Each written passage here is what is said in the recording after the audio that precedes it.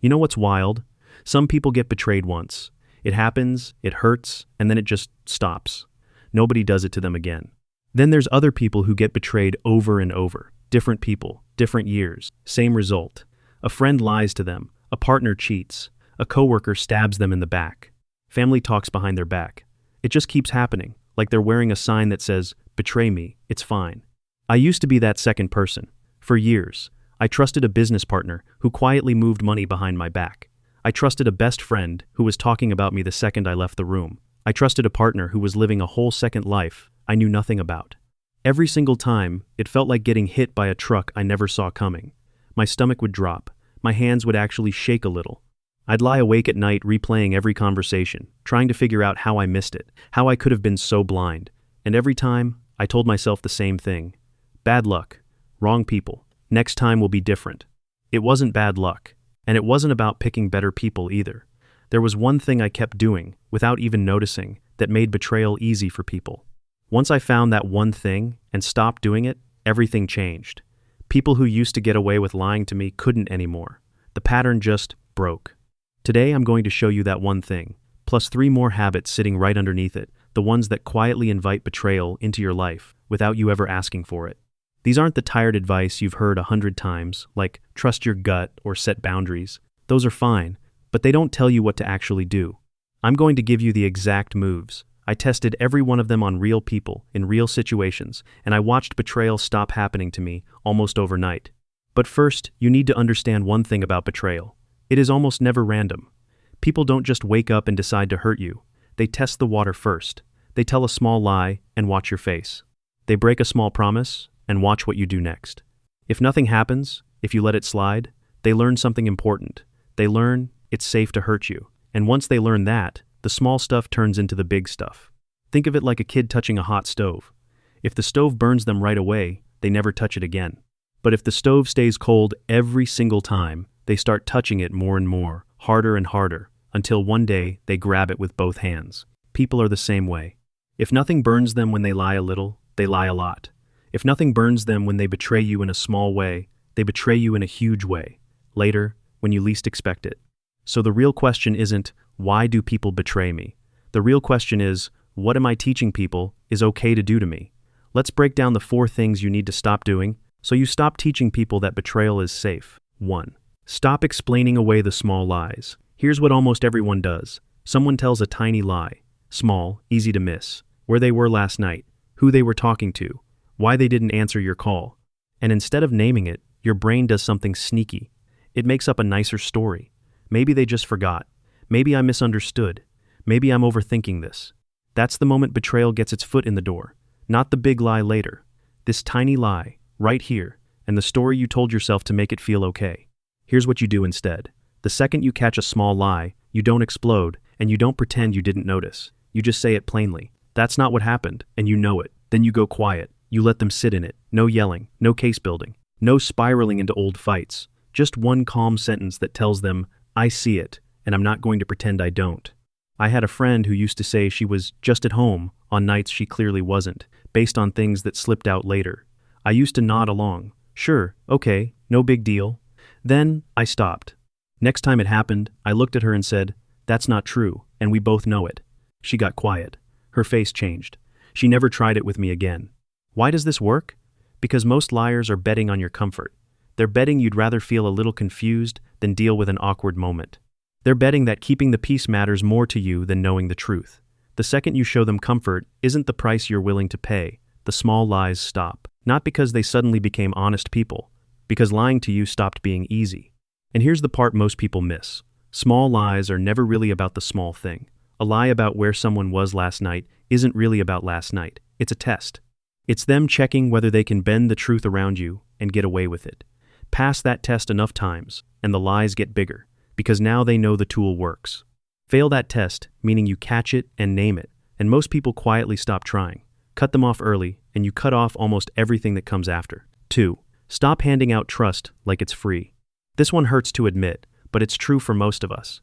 We meet someone new, we like them, and within a few weeks, we're telling them everything. Our secrets, our fears, our plans, our passwords, basically. We treat trust like it's a welcome gift instead of something earned slowly, brick by brick. Think about a bank vault. Nobody just walks in and takes whatever they want. There are layers, locks, time. Trust should work the same way. But most people hand someone the master key on day one, just because that person was nice, or funny, or said the right things. Here's the fix. Trust in small pieces first. Give someone a small secret, not your biggest one, and watch what they do with it. Do they keep it safe? Do they use it against you later, even as a joke? Do they bring it up to other people? That tells you everything. If they handle the small thing well, you give a little more next time. If they don't, you stop right there, before the big stuff is ever on the table. I used to tell new people in my life everything within the first month. Every insecurity, every past mistake, every plan I had. It felt exciting, like I was finally being close to someone. But some of that came back around later, in arguments, in gossip, in ways that stung for years. A private fear turned into a joke at a party. A vulnerable story turned into ammunition during a fight. Each time it happened, it felt like being robbed by someone I had personally handed the key to. So, I changed the order. Now I give small pieces first, and I watch closely. It feels slower. It is slower. There were people I really liked who I made wait weeks before they got anything real from me, and it felt awkward at times, almost rude.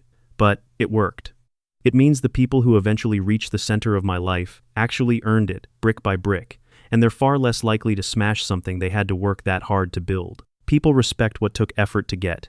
They don't respect what was handed to them for free. When you make trust something earned, instead of something given away at the door, you naturally filter out the people who were only ever after an easy target, and you never even have to confront them directly.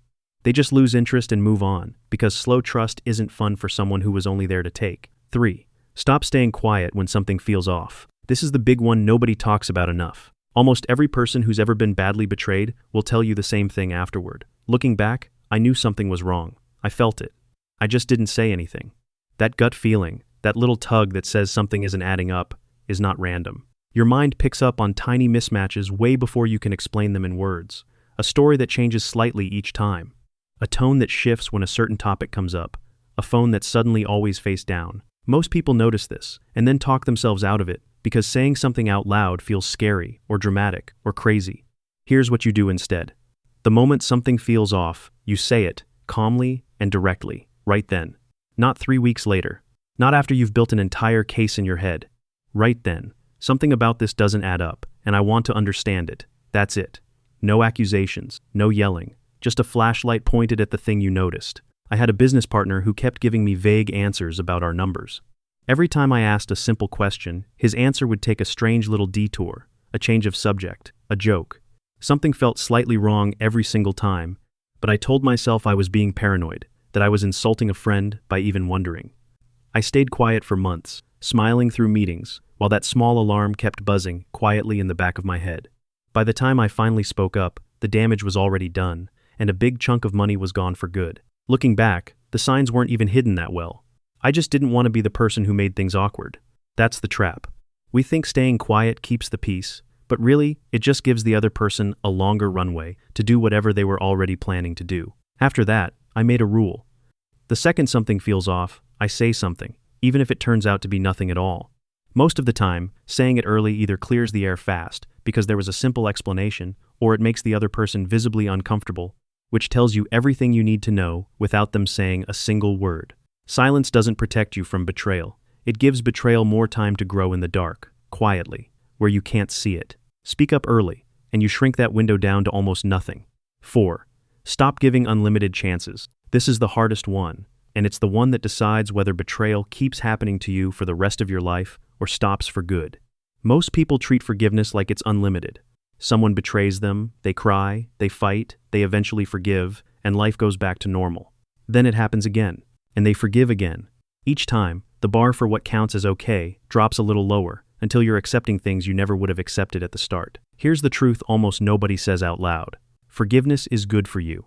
Unlimited chances are not the same thing as forgiveness. You can forgive someone completely and still decide they don't get to be close to you anymore. Those are two different choices, and mixing them up is exactly what keeps people stuck in cycles of getting hurt by the same person over and over. Here's what you do. Decide, ahead of time, what your real limit is, before you're in the emotional middle of a betrayal. Write it down if you have to. This kind of thing gets one conversation and one chance to change. This kind of thing does not get a second shot, period. Then, when the moment actually comes, you follow the rule you already set, even when your emotions are screaming at you to make an exception. I had a family member who crossed the same line 3 separate times over several years, each time swearing, crying, promising it would never happen again. Each time I let it go, because that's family, because they didn't mean it, because forgiving felt like the right thing to do. The 4th time, I didn't. I pulled back completely, calmly, no big blow-up, no dramatic speech, just distance. Fewer calls, shorter visits, a wall that was quiet but very real. It was one of the hardest things I've ever done. Part of me felt guilty for weeks, like I was the bad guy for finally saying enough. But something interesting happened. Everyone around me, the people who watched me finally hold a real limit for the first time, started treating my boundaries like they actually meant something. Because, for the first time, they actually did. People will test how far they can go with you, exactly as far as your last consequence allowed. If your consequence for betrayal has always been, "I'll be upset for a while and then forgive," that's exactly what people will keep doing to you. Change the consequence, and you change what people are willing to risk. Here's what nobody tells you about all 4 of these.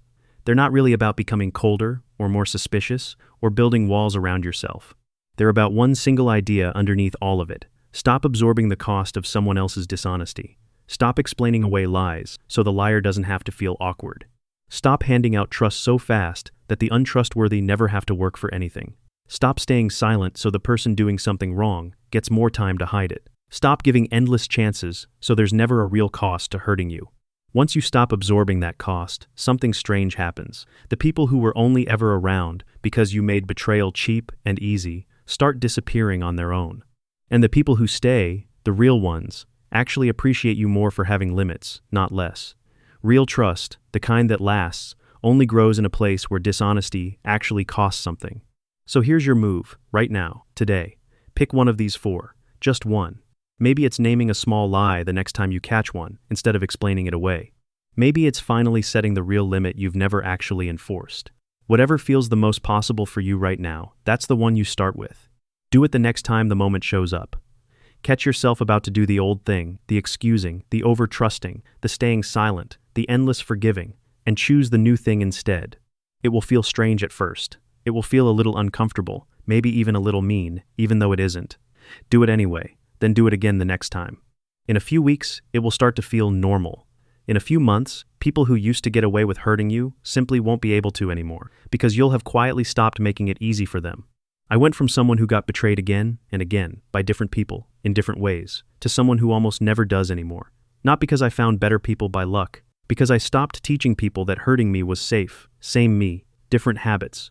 That's the whole shift. If this helped you see your own patterns a little clearer, stick around. Because next time I'm breaking down the one habit that makes people stop respecting you before betrayal even has a chance to start, the quiet thing you're doing right now that's inviting people to walk all over you without you even realizing it. For now, do one thing. Pick your one habit from today. Use it the next time it matters, and come back and tell me what happened when you did.